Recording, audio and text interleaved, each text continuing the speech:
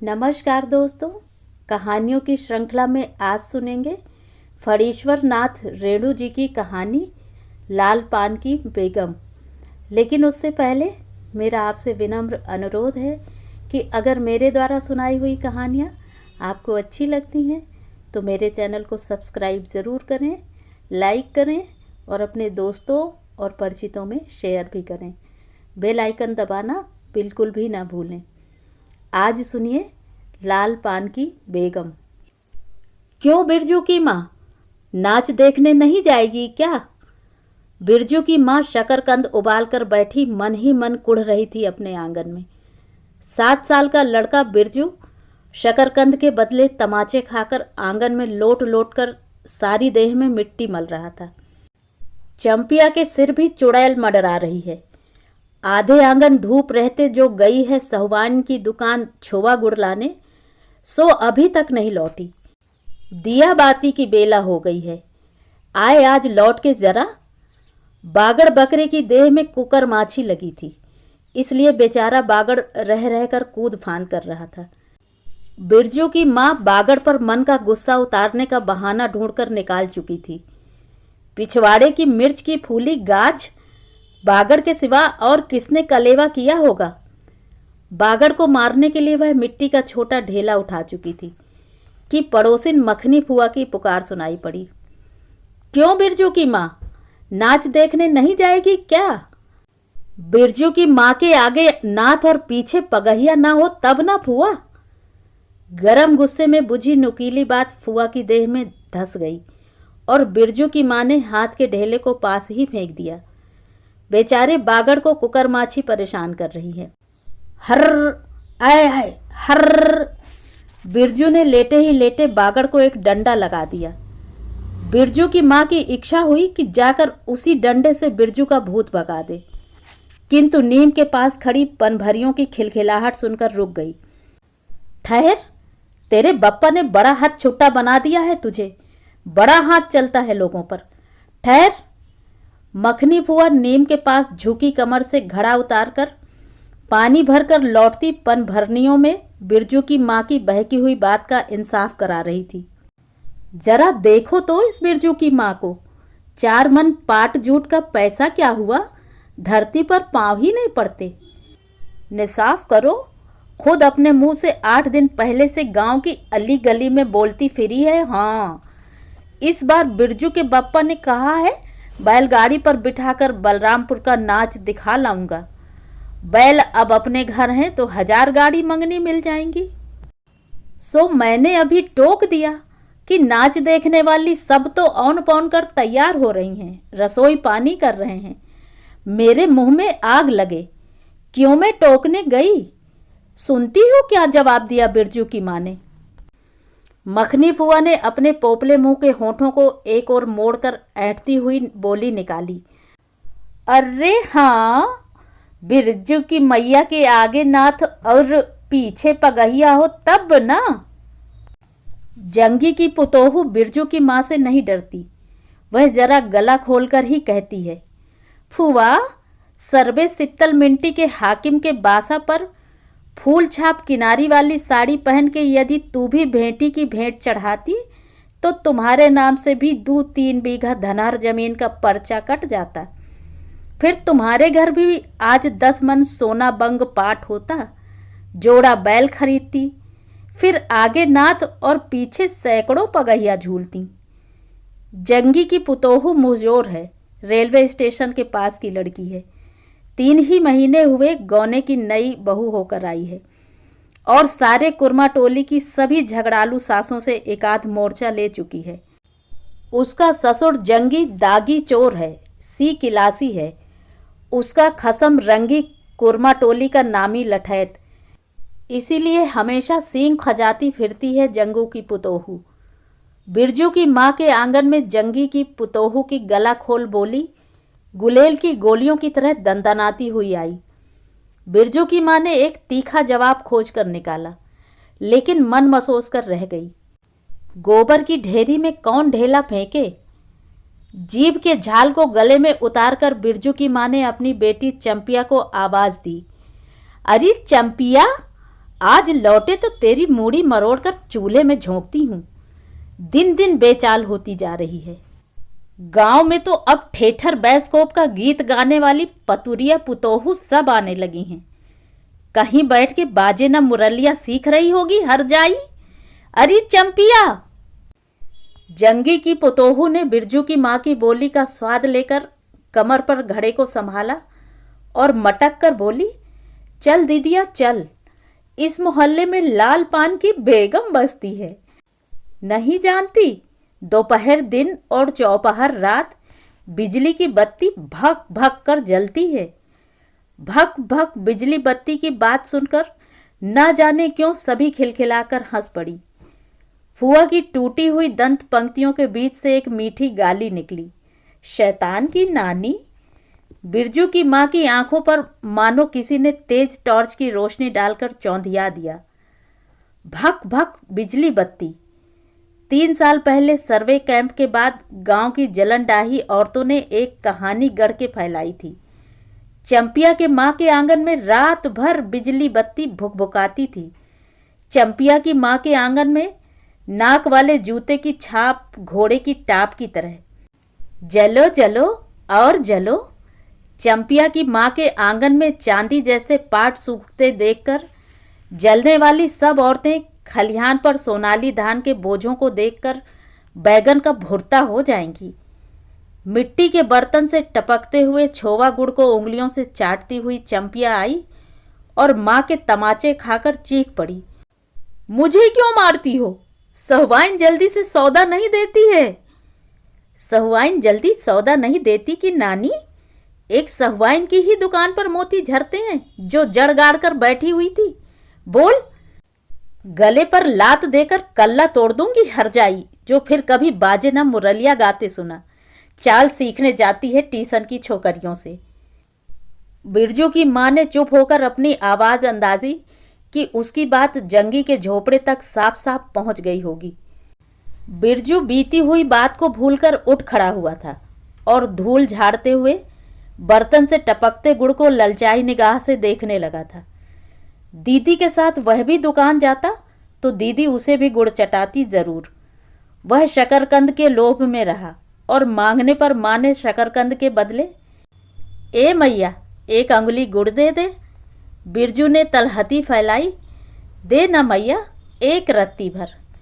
एक रत्ती क्यों? उठा के बर्तन को फेंकाती हूँ पिछवाड़े में, जाके चाटना। नहीं बनेगी मीठी रोटी। मीठी रोटी खाने का मुंह होता है। बिरजू की माँ ने उबले शकरकंद का सूप रोती हुई चंपिया के सामने रखते हुए कहा, बैठ के छिलके उतार, नहीं तो अभी। 10 साल की चंपिया जानती है शकरकंद छीलते समय कम से कम 12 बार माँ उसे बाल पकड़कर झचकोरेगी, छोटी छोटी खोट निकालकर गालियां देगी। पांव फैला के क्यों बैठी है उस तरह बेलज्जी? चंपिया माँ के गुस्से को जानती है। बिरजू ने इस मौके पर थोड़ी सी खुशामद करके देखा, मैया मैं भी बैठकर शकरकंद छीलूं? नहीं, माँ ने झिड़की दी। एक शकरकंद छीलेगा और 3 पेट में। जाके सिद्धू के बहू से कहो 1 घंटे के लिए कड़ाही मांग कर ले गई तो फिर लौटाने का नाम नहीं। जा जल्दी। मुंह लटकाकर आंगन से निकलते निकलते बिरजू ने शकरकंद और गुड़ पर निगाह दौड़ाई। चंपिया ने अपने झबरे केश की ओट से माँ की ओर देखा और नज़र बचाकर चुपके से बिरजू की ओर एक शकरकंद फेंक दिया। बिरजू भागा। सूरज भगवान डूब गए, दिया बत्ती की बेला हो गई। अभी तक गाड़ी। चंपिया बीच में ही बोल उठी, कोयरी टोले में किसी ने गाड़ी नहीं दी मैया। बप्पा बोले माँ से कहना सब ठीक ठाक करके तैयार रहे, मलदहिया टोली के मियाँ जान की गाड़ी लाने जा रहा हूँ। सुनते ही बिरजू की माँ का चेहरा उतर गया। लगा छाते की कमानी उतर गई घोड़े से अचानक। कोयरी टोले में किसी ने गाड़ी मंगनी नहीं दी, तब मिल चुकी गाड़ी। जब अपने गांव के लोगों की आंख में पानी नहीं तो मलदहिया टोली के मियाँ जान की गाड़ी का क्या भरोसा। न 3 में न 13 में। क्या होगा शकरकंद छीलकर? रख दे उठा के। यह मर्द नाच दिखाएगा। बैलगाड़ी पर चढ़कर नाच दिखाने ले जाएगा। चढ़ चुकी बैलगाड़ी पर, देख चुकी जी भर कर नाच। पैदल जाने वाली सब पहुंचकर पुरानी हो चुकी होंगी। बिरजू छोटी कड़ाही सिर पर औंधाकर वापस आया। देख दीदिया, मलेट्री टोपी, इस पर 10 लाठी मारने से भी कुछ नहीं होता। चंपिया चुपचाप बैठी रही, कुछ बोली नहीं, जरा सी मुस्कुराई भी नहीं। बिरजू ने समझ लिया मैया का गुस्सा अभी उतरा नहीं है पूरे तौर से। मड़ैया के अंदर से बागड़ को बाहर भगाती हुई बिरजू की माँ बड़बड़ाई, कल ही पचकौड़ी कसाई के हवाले करती हूँ राकस तुझे, हर चीज में मुंह लगाएगा।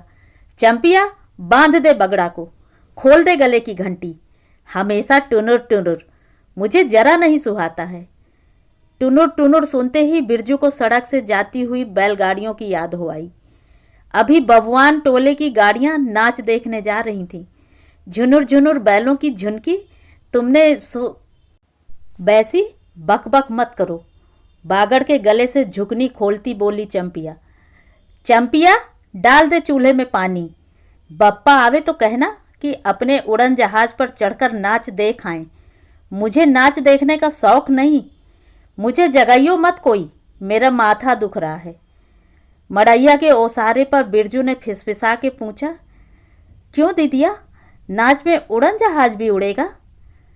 चटाई पर कथरी ओढ़कर बैठती हुई चंपिया ने बिरजू को चुपचाप अपने पास बैठने का इशारा किया। मुफ्त में मार खाएगा बेचारा। बिरजू ने बहन की कथरी में हिस्सा बांटते हुए चुक्की मुक्की लगाई। जाड़े के समय इस तरह घुटने पर ठुड्डी रखकर चुक्की मुक्की लगाना सीख चुका है वह। उसने चंपिया के कान के पास मुंह ले जाकर कहा, हम लोग नाच देखने नहीं जाएंगे? गांव में एक पंछी भी नहीं है, सब चले गए। चंपिया को अब तिल भर भी भरोसा नहीं। संझा तारा डूब रहा है, बप्पा अभी तक गाड़ी लेकर नहीं लौटे। 1 महीना पहले से ही मैया कहती थी, बलरामपुर के नाच के दिन मीठी रोटी बनेगी, चंपिया छींट की साड़ी पहनेगी, बिरजू पैंट पहनेगा। बैलगाड़ी पर चढ़कर चंपिया की भीगी पलकों पर एक बूंद आंसू आ गया। बिरजू का भी दिल भर आया। उसने मन ही मन इमली पर रहने वाले जिन बाबा को एक बैगन कबूला। गाज का सबसे पहला बैगन उसने खुद जिस पौधे को रोपा है। जल्दी से गाड़ी लेकर बप्पा को भेज दो जिन बाबा। मड़ैया के अंदर बिरजू की माँ चटाई पर पड़ी करवटें ले रही थी। पहले से किसी बात का मंसूबा नहीं बांधना चाहिए किसी को। भगवान ने मंसूबा तोड़ दिया। उसको सबसे पहले भगवान से पूछना है, यह किस चूक का फल दे रहे हो भोला बाबा? अपने जानते उसने किसी देवता पितर की मान मनौती बाकी नहीं रखी। सर्वे के समय जमीन के लिए जितनी मनौतियां की थी, ठीक ही तो महावीर जी का रोड तो बाकी ही है। हाय रे देव, भूल चूक माफ करो महावीर बाबा। मनौती दूनी करके चढ़ाएगी बिरजू की माँ। बिरजू की माँ के मन में रह रहकर जंगी और पुतोहू की बातें चुभती हैं। भक भक बिजली बत्ती। चोरी चमारी करने वालों की बेटी पुतोहू जलेंगी नहीं। 5 बीघा जमीन क्या हासिल की है बिरजू के बप्पा ने। गांव की भाई खौकियों की आंखों में किरकिरी पड़ गई है। खेत में पाट लगा देखकर गांव के लोगों की छाती फटने लगी। धरती फोड़कर पाट लगा है। बैसाखी बादलों की तरह उमड़ते आ रहे हैं पाट के पौधे, तो अलान तो फलान। इतनी आंखों की धार भला फसल सहे। जहां 15 मन पाट होना चाहिए, सिर्फ 10 मन पाट कांटा तौल के ओजन हुआ रब्बी भगत के यहाँ। इसमें जलने की क्या बात है भला? बिरजू के बप्पा ने तो पहले ही कुरमा टोली के एक एक आदमी को समझा के कहा था, जिंदगी भर मजदूरी करते रह जाओगे। सर्वे का समय आ रहा है, लाठी कड़ी करो तो 2-4 बीघे जमीन हासिल कर सकते हो। सो गांव की किसी पुत खौकी का भतार सर्वे के समय बाबू साहब के खिलाफ खांसा भी नहीं। बिरजू के बप्पा को कम सहना पड़ा है। बाबू साहब गुस्से से सर्कस नाच के बाघ की तरह हुमड़ते रह गए। उनका बड़ा बेटा घर में आग लगाने की धमकी देकर गया। आखिर बाबू साहब ने अपने सबसे छोटे लड़के को भेजा। बिरजू की माँ को मौसी कहकर पुकारा। यह जमीन बाबूजी ने मेरे नाम से खरीदी थी। मेरी पढ़ाई लिखाई इसी जमीन की उपज से चलती है। और भी कितनी बातें। खूब मोहना जानता है उतना जरा सा लड़का। जमींदार का बेटा है कि। चंपिया, बिरजू सो गया क्या? यहाँ आजा बिरजू अंदर। तू भी आजा चंपिया। भला आदमी आए तो एक बार आज। बिरजू के साथ चंपिया अंदर चली गई। ढिबरी बुझा दे, बप्पा बुलाए तो जवाब मत देना, खपच्ची गिरा दे।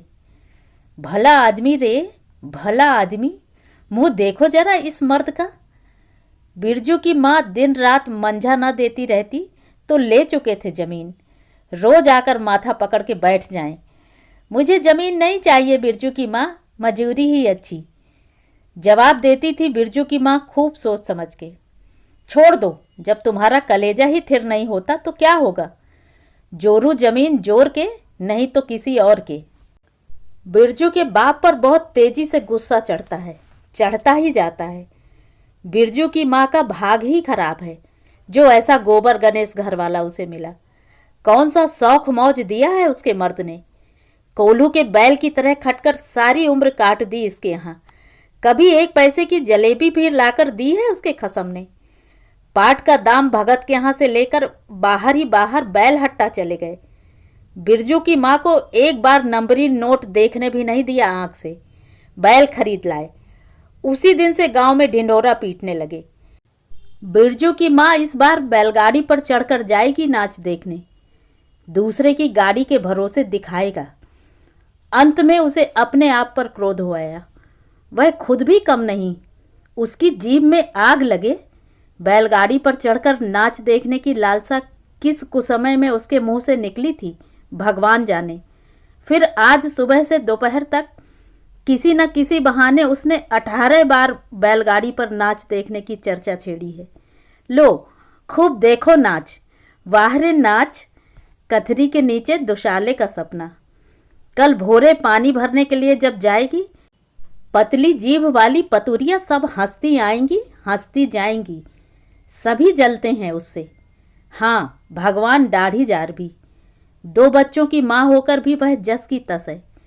उसका घरवाला उसकी बात में रहता है। वह बालों में गरी का तेल डालती है।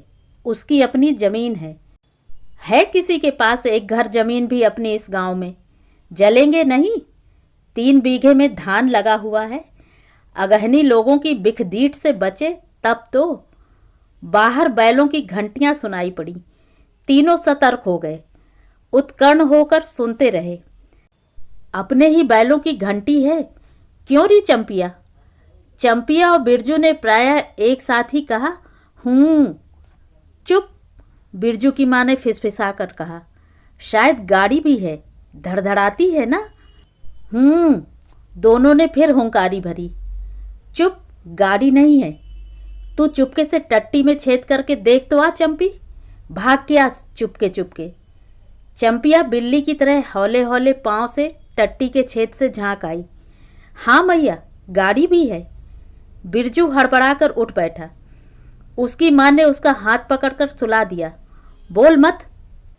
चंपिया भी गुदड़ी के नीचे घुस गई। बाहर बैलगाड़ी खोलने की आवाज़ हुई।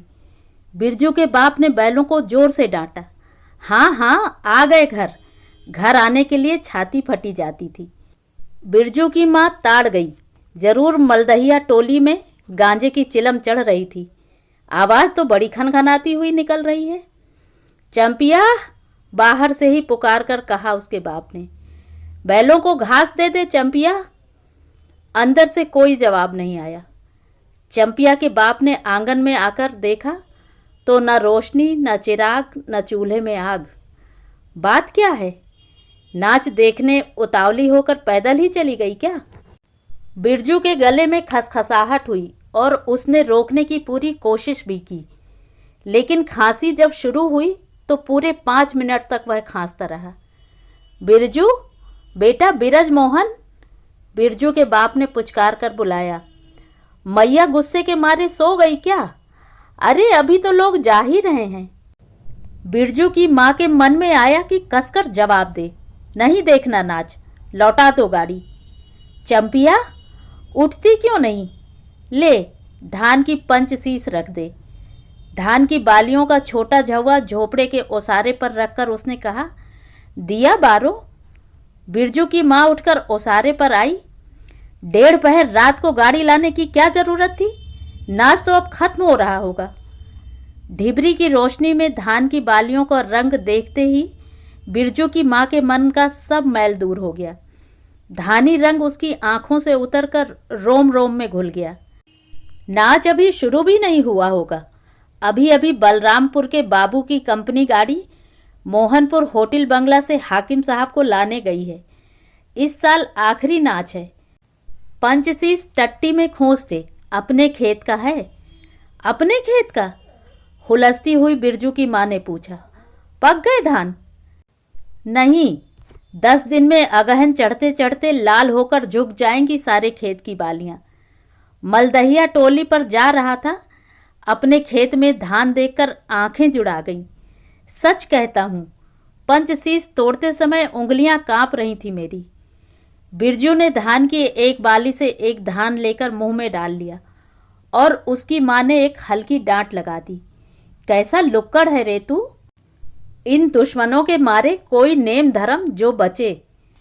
क्या हुआ, डांटती क्यों है? नवान्न के पहले ही नया धान जुठार दिया, देखते नहीं? अरे इन लोगों का सब कुछ माफ है।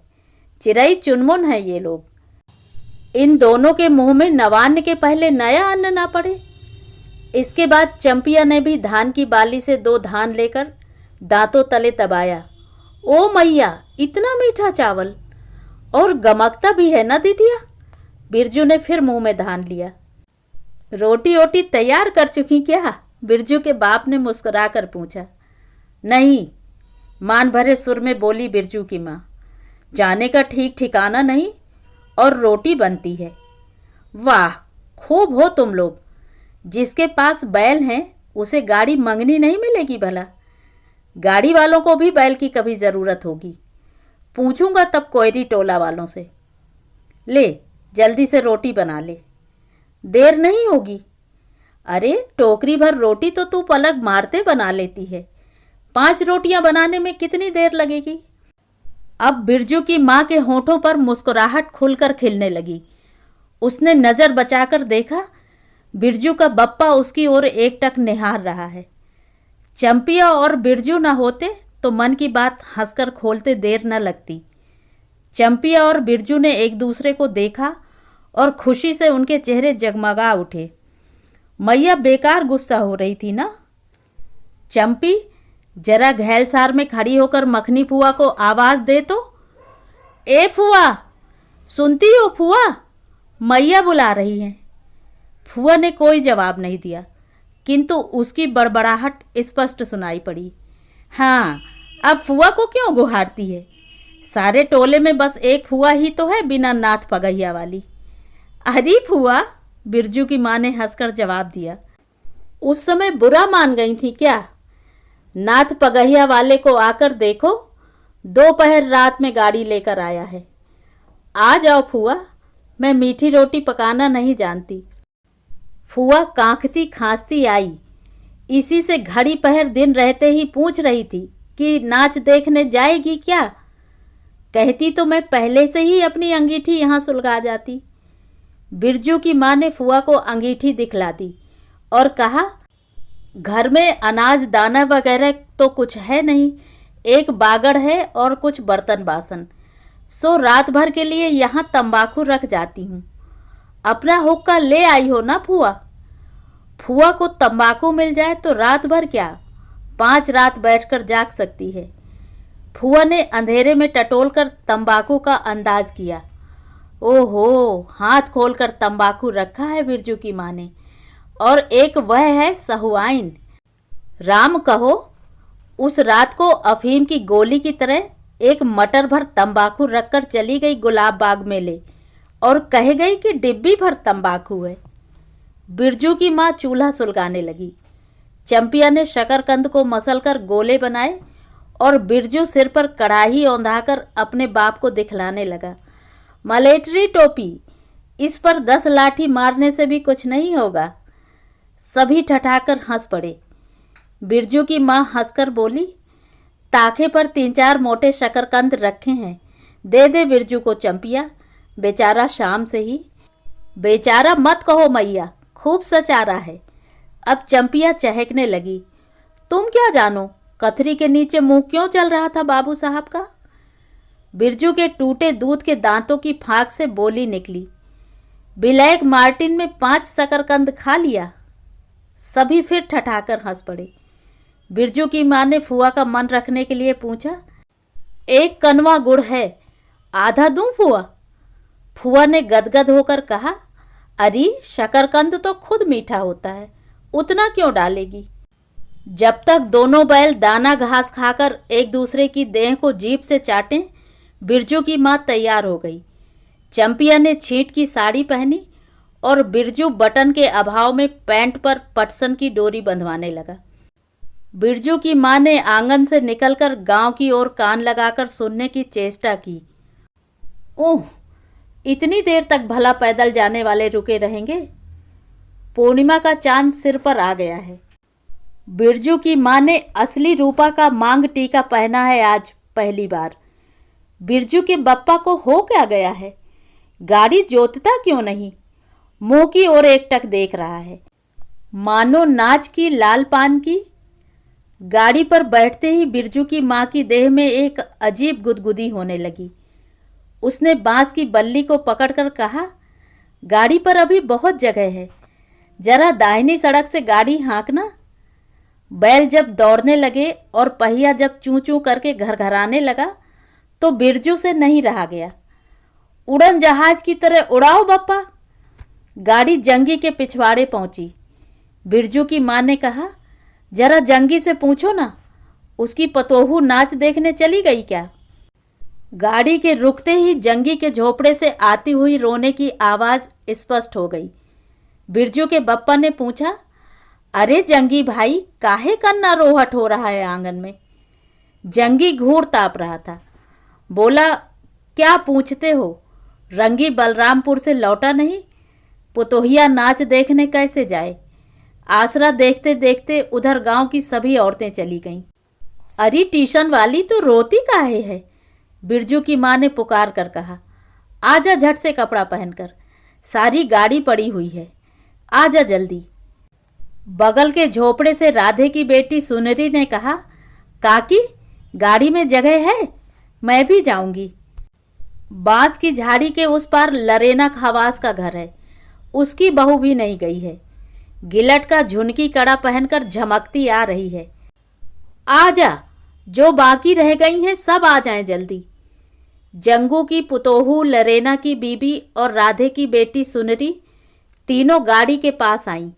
बैल ने पिछला पैर फेंका। बिरजू के बाप ने एक भद्दी गाली दी, साला लताड़ मारकर लंगड़ी बनाएगा पतोहू को। सभी ठठाकर हंस पड़े। बिरजू के बाप ने घूंघट में झुकी दोनों पुतोहुओं को देखा। उसे अपने खेत की झुकी हुई बालियों की याद आ गई। जंगी की पुतोहू का गौना 3 ही मास पहले हुआ है। गौने की रंगीन साड़ी से कड़वे तेल और लठवा सिंदूर की गंध आ रही है। बिरजू की मां को अपने गौने की याद आई। उसने कपड़े की गठरी से 3 मीठी रोटियां निकालकर कहा, खा ले एक एक करके, सिमराहा के सरकारी कूप में पानी पी लेना। गाड़ी गांव से बाहर होकर धान के खेतों के बगल से जाने लगी। चांदनी कार्तिक की, खेतों से धान के झरते फूलों की गंध आती है। बांस की झाड़ी में कहीं दुद्धि की लता फूली है। जंगी की पुतोहू ने एक बीड़ी सुलगाकर बिरजू की मां की ओर बढ़ाई। बिरजू की मां को अचानक याद आई चंपिया, सुनरी, लरेना की बीबी और जंगी की पुतोहू। ये चारों ही तो गांव में बैस्कोप का गीत गाना जानती हैं खूब।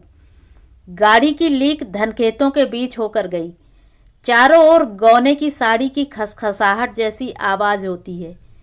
बिरजू की मां के माथे के मांग टीके पर चांदनी छिटकती है। अच्छा, अब एक बैस्कोप गीत गा तो चंपिया, डरती काहे है? जहां भूल जाओगी बगल में मास्टरनी बैठी ही है। दोनों पुतोहुओं ने तो नहीं, किंतु चंपिया और सुनरी ने खखार कर गला साफ किया। बिरजू के बाप ने बैलों को ललकारा, चल भैया और जरा जोर से गा रे चंपिया, नहीं तो मैं बैलों को धीरे धीरे चलने को कहूँगा। जंगी की पुतोहू ने चंपिया के कान के पास घूंघट ले जाकर कुछ कहा और चंपिया ने धीमे से शुरू किया, चंदा की चांदनी। बिरजू को गोद में लेकर बैठी उसकी माँ की इच्छा हुई कि वह भी साथ साथ गीत गाए। बिरजू की माँ ने जंगी की पुतोहू की ओर देखा। धीरे धीरे गुनगुना रही है वह भी। कितनी प्यारी पुतोहू है। गौने की साड़ी से एक खास किस्म की गंध निकलती है। ठीक ही तो कहा है उसने। बिरजू की माँ बेगम है, लाल पान की बेगम। यह तो कोई बुरी बात नहीं। हाँ, वह सचमुच लाल पान की बेगम है। बिरजू की माँ ने अपनी नाक पर दोनों आंखों को केंद्रित करने की चेष्टा करके अपने रूप की झांकी ली। लाल साड़ी की झिलमिल किनारी, मांग टीका पर चांद। बिरजू की माँ के मन में अब और कोई लालसा नहीं। उसे नींद आ रही है। तो ये थी कहानी। कहानी आपको कैसी लगी कमेंट करके ज़रूर बताएं।